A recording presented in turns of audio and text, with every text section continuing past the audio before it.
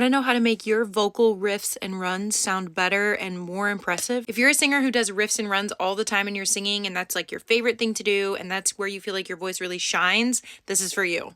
Stop doing so many of them. I see this all the time with students who love riffs and runs.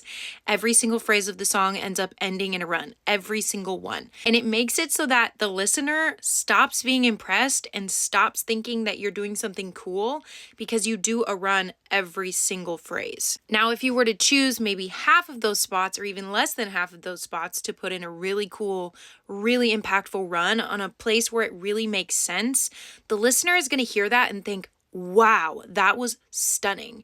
But then the next phrase, you put in a long note that you're holding out and it's got some vibrato in it, and maybe it's a little belty or whatever it is, but it's different and it shows dynamic and it shows that you know how to do riffs and runs, but you also know how to hold out a note and sustain it. And then the next line, when you come back in with another run, they're going to hear that and be like, wow, they can do both things. They're a multi-talented artist. They have multiple tools in their vocal toolbox. And it's not just all I can do is runs. I can only rely on runs. I recently saw a video on here of a girl singing a cover song and it was amazing and there were runs on every single phrase. And by the end of it, all I could think was, I just want to hear one word that's held out and sustained and doesn't end in a run. It loses its impactfulness when you're using a run or a riff on every single phrase or even every couple words. If you love riffing and you love doing runs, try that tip. See if maybe we can pick specific words that we want to do a riff or specific words that we want to do a run on and make it purposeful and impactful.